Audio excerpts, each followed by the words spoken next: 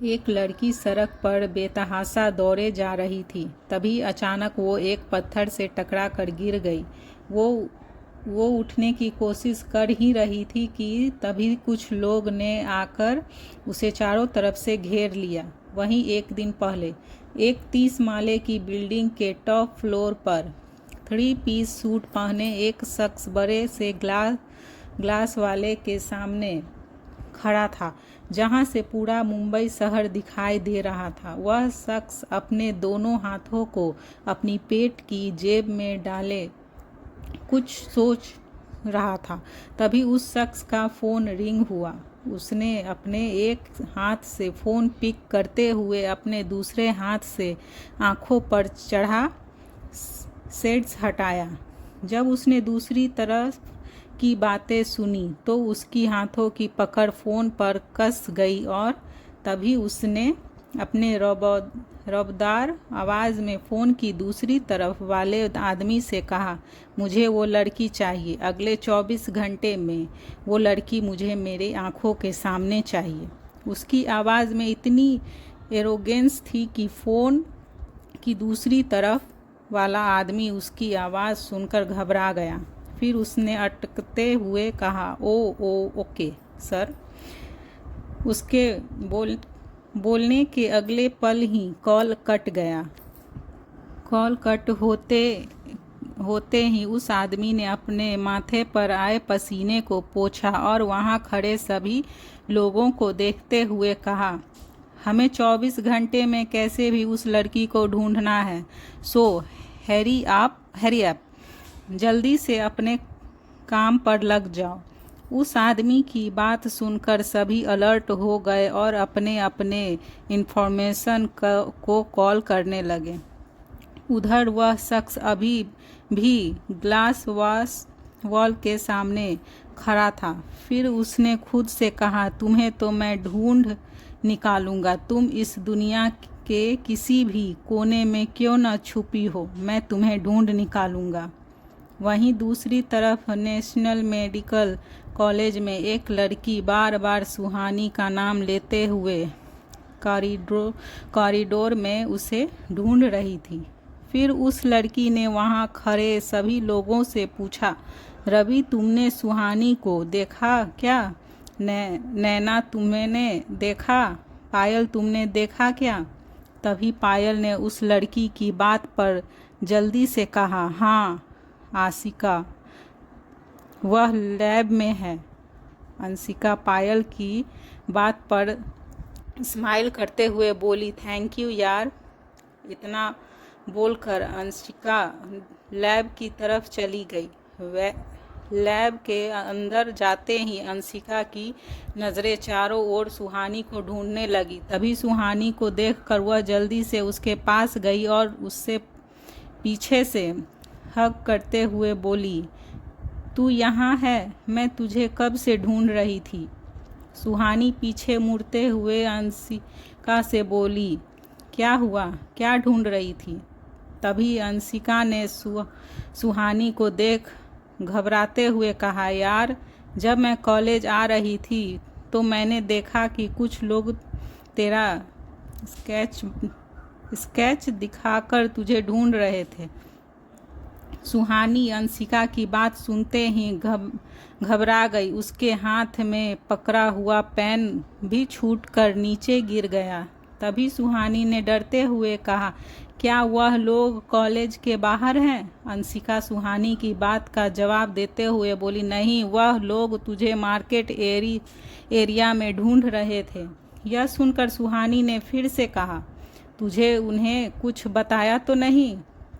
जिस पर अंशिका मैं सिर हिलाते हुए बोली, नहीं, मैंने उसे कुछ नहीं कहा। वैसे वह लोग तुझे क्यों ढूंढ रहे हैं? कहीं वह उसके आदमी तो नहीं? सुहानी ने अंशिका की बात पर सोचते हुए कहा, पता नहीं। अंशिका भी सोचते हुए बोली, हाँ यार, वह लोग नहीं हो सकते। उन लोगों को तो तेरे बारे में सब पता है और उसने तो तेरे पीछे अपने गार्ड भी लगा रखे हैं। फिर थोड़ी देर रुककर उसने सुहानी को देखते हुए रूडली कहा, अब या न नया कौन आ गया? क्या मुसीबत है? सब तेरे पीछे ही क्यों पड़े हैं? यह सुनकर सुहानी घबराते हुए बोली, पता नहीं यार। फिर अंशिका सुहानी के कंधे को पकड़कर समझाते हुए बोली, नहीं पता तो पता कर ले यार, तू ज़्यादा परेशान मत हो, हम सब तेरे साथ हैं। यह सुन सुहानी अंशिका की तरफ देखते हुए बोली, मुझे अभी घर जाना है, तू मेरा असाइनमेंट सबमिट कर दे। तभी अंशिका ने सुहानी को रोते हुए कहा, पर तेरे नोट्स। यह सुन सुहानी जाते हुए पीछे मुड़कर बोली, वह मैं बाद में ले लूँगी। यह कहकर वह कॉलेज रूम से गई और उसने अपनी वाइट शर्ट उतार कर लॉकर में रख दी और एक स्कार्फ से अपने फेस को कवर कर लिया और फिर कॉलेज से बाहर चली गई। सुहानी फिर जब घर पहुंची तो अपने घर के बाहर खड़े गार्ड को देखकर दांत पीसते हुए खुद से बोली, क्या करूं मैं? कैसे इस लोगों से अपना पीछा छुड़ाऊं? रक्षा कहीं के, क्या बिगाड़ा है मैंने इसका? यह कहकर वह चेहरे से स्कार्फ हटाकर एक नकली हंसी हंसते हुए आगे बढ़ी और गार्ड को देखते हुए अंदर चली गई। घर में अंदर जाते ही उसने दरवाजे को अंदर से बंद कर दिया। फिर उसने घर में इधर उधर देखा। जब उसे कोई नज़र नहीं आया तो वह सीधे अपनी मामी के कमरे में चली गई। कमरे के अंदर सुहानी के मामा अनंत सिंह और मामी ऐश्वर्या दोनों बैठकर बातें कर रहे थे। तभी सुहानी ने अपने मामा अनंत की तरफ देखकर कहा, मामा जी, कुछ लोग मेरा स्केच लेकर मुझे ढूंढ रहे हैं। सुहानी की यह बात सुनकर दोनों ही चौंक गए और एक दूसरे को देखने लगे। तभी सुहानी की मामी अपने पति अनंत को तरफ देखकर घरवाले घबराते हुए बोली, कहीं सुहानी को वह लोग तो नहीं ढूंढ रहे हैं? अनंत ऐश्वर्या की बात पर सर हिलाते हुए बोले, नहीं, ऐसा नहीं हो सकता। उन लोगों को तो पता भी नहीं है कि सुहानी जिंदा है या नहीं। यह सुन ऐश्वर्या अनंत को सावलिया नज़रों से देखते हुए बोली, फिर कौन लोग हो सकते हैं? राघव के आदमी तो हमारे साथ ही रहते हैं, 24 घंटे हम पर गिद्ध की तरह नज़र गड़ाए रखते हैं। अनंत ने फिर सोचते हुए कहा, यह तो पता नहीं, पर अब हमें और भी ज़्यादा संभल कर रहना होगा। तभी सुहानी ने इधर उधर देखते हुए कहा, मामा जी, आशु कहाँ है? यह सुन ऐश्वर्या सुहानी को देखते हुए बोली, आशु असाइनमेंट सबमिट करने के लिए अपनी फ्रेंड के साथ कॉलेज गई है। वहीं दूसरी ओर कुछ लोग एक लड़की का स्केच दिखाकर अब उसे ढूंढ रहे थे, पर उन्हें कहीं भी उस लड़की का कुछ पता नहीं चला। फिर वह थक हार कर वापस अपने बॉस के पास आ गए। एक शख्स जो रोलिंग चेयर पर बैठा था, वह अपनी कड़क आवाज में उन लोगों को देखकर बोला, कुछ पता चला?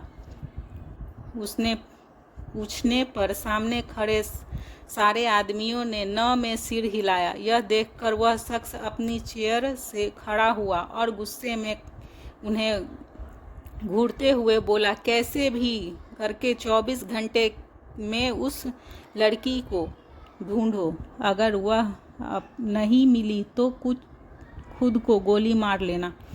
उसकी बात सुनते ही सब लोग डर से कांपने लगे। तभी सामने खड़े आदमियों में से एक आदमी ने वह कहा, शिवा सर, सिर्फ स्केच दिखाकर हम उस लड़की को नहीं ढूंढ सकते। शिवा उस आदमी को घूरते हुए बोला, मुझे नहीं पता कि तुम उस लड़की को कैसे ढूंढोगे। तुम्हें उस लड़की को ढूंढना ही होगा, वरना तुम्हें इतनी भयानक मौत मिलेगी जिसके बारे में तुम लोग सोच भी नहीं सकते। शिवा की बात सुनकर वह सभी डर गए और वापस से उस लड़की को ढूंढने चले गए। उसके जाने के बाद शिवा ने अपनी जेब से फ़ोन निकाला और एक नंबर डायल करके फ़ोन कान पर रखते हुए दूसरी तरफ चला गया। वहीं उधर सुहानी को मामा अनंत किसी काम से बाहर आए थे। फिर वह एक शॉप पर गए और वहां से उन्होंने कुछ खरीदा। शॉप वाले ने उन्हें सामान के साथ बड़ी ही चालाकी से एक लिफाफा भी दे दिया। अनंत ने सबसे छुपाते हुए उस लिफाफे को अपनी जेब में रख लिया और वहां से चले गए। वह थोड़ी दूर चले ही थे कि तभी एक आदमी ने उन्हें एक स्केच दिखाकर पूछा, क्या आपने इस लड़की को देखा है? अनंत उस स्केच को देखकर घबरा गए और मन ही मन खुद से बोले, यह तो सुहानी का स्केच है। फिर उन्होंने अपने चेहरे पर आए भावों को छुपाते हुए ना में सिर हिला दिया और आगे बढ़ गए। फिर जब वह घर पहुंचे तो अपने घर के बाहर खड़े गार्ड को देखकर सोचते हुए खुद से बोले, आगे कुआं और पीछे खाई, ऊपर वाले ने तो हमारे पास कोई रास्ता ही नहीं छोड़ा। यह कहकर जब वह घर के अंदर आए तो उन्होंने देखा कि सुहानी और ऐश्वर्या किचन में थी, तो वही आंसू सोफे पर बैठी अपनी बुक पढ़ रही थी। फिर अनंत सभी को अपने कमरे में आने का बोलकर अपने कमरे में चले गए। कुछ ही मिनटों बाद सब अनंत के सामने खड़े थे। फिर अनंत ने सुहानी को देखते हुए कहा, मैं अभी मार्केट गया था, वहाँ एक नहीं काफ़ी सारे आदमियों के हाथ में तुम्हारा स्केच था। उसमें से एक ने तुम्हें मुझसे तुम्हारा स्केच दिखाकर तुम्हारे बारे में पूछा। उन्हें तो मैं चकमा दे आया, पर अब तुम्हारा यहाँ रहना ठीक नहीं है सुहानी। तुम्हें आज रात को यह घर छोड़कर जाना होगा। यह सुनकर ऐश्वर्या सुहानी की तरफ देखकर बोली, मेरी बच्ची अकेली कहाँ जाएगी? ऐश्वर्या की आवाज़ में मायूसी और घबराहट दोनों ही थी।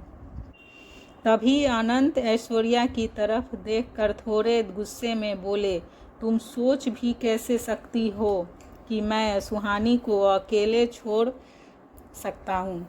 फिर अनंत ने सुहानी की तरफ देखते हुए आगे कहा, तुम यहाँ से पुणे जाओगी, वहाँ मेरा एक दोस्त है, वह तुम्हें लेने आ गया। हम सब एक साथ नहीं जा सकते।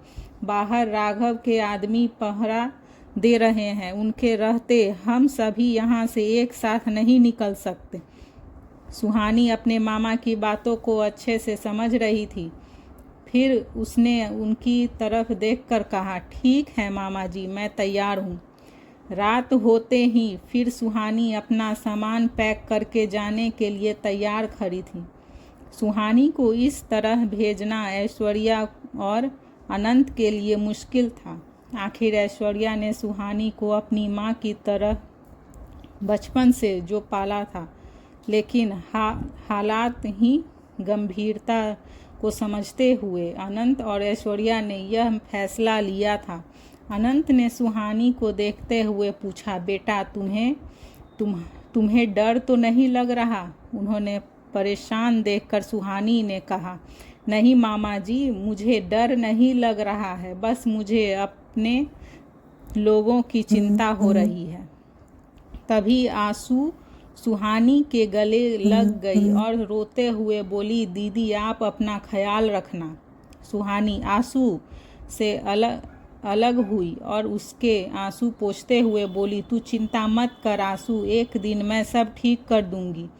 फिर हम सब खुशी खुशी एक साथ रहेंगे। फिर हमें किसी से भी भागने और छिपने की ज़रूरत नहीं होगी। तभी ऐश्वर्या आगे आकर दोनों को गले लगाते हुए बोली, एक दिन सब ठीक हो जाएगा मेरी बच्ची। यह कहकर ऐश्वर्या ने सुहानी के माथे पर चूम लिया। फिर सुहानी को देखकर अनंत ने कहा, 10 बज गए हैं, 12 बजे तुम्हारी बस है। फिर बस की टिकट सुहानी को देखते हुए उन्होंने आगे कहा, जैसा हमने प्लान किया था सब वैसा ही करना। यह सुनकर आंसू सुहानी के कमरे में चली गई और सुहानी किचन में छुप गई। ऐश्वर्या हॉल में ही खड़ी थी। अनंत उन्हें हिम्मत रखने का इशारा करते हुए बाहर खड़े गार्ड के पास चले गए। फिर उन्होंने दोनों गार्ड को देखते हुए कहा, मुझे ऐसा लग रहा है कि घर में कोई अनजान आदमी घुस गया है। यह सुन गार्ड ने अनंत को देखते हुए कहा, हम तो यहाँ से हिले भी नहीं हैं और हमने किसी को जाते हुए भी नहीं देखा, फिर कैसे कोई घुस सकता है। अनंत ने दोनों को देख आगे कहा, ठीक है, मत मानो, अगर कुछ हो गया तो मैं यह सारी बातें राघव को बता दूंगा। राघव का नाम सुनते ही वह दोनों गार्ड डर गए। डर की झलक अनंत दोनों के चेहरे पर साफ देख पा रहे थे। तभी दोनों में से एक गार्ड ने डरते हुए, सर से कुछ मत कहना, हम अभी चेक करते हैं। यह कहकर वह दोनों घर के अंदर गए। अनंत दोनों को अपने कमरे की तरफ ले गए। दोनों गार्ड के कमरे में जाते ही सुहानी किचन से बाहर आई और ऐश्वर्या को गले लगाकर बाहर निकल गई। वह पीछे देखे बिना ही सड़क पर दौड़े जा रही थी। उसकी पीठ पर एक छोटा सा बैग था। उसने अपना चेहरा स्कार्फ से कवर कर रखा था और वह बेतहाशा सड़क पर भागे जा रही थी। उसने कैसे भी करके 12 बजे से पहले बस स्टैंड पहुंचना था। क्या होगा आगे? क्या था सुहानी के अतीत का सच जो उसके घर वाले छुपाना चाहते थे? कौन था शिवा जिसके कहने पर वह सारे आदमी सुहानी का स्केच लेकर उसे ढूंढ रहे थे? राघव कौन था और क्या उसके आदमियों ने सुहानी पर नज़र रखी हुई थी? सुहानी इन सब के जंजाल से कैसे बच पाएगी? जानने के लिए सुनते रहिए।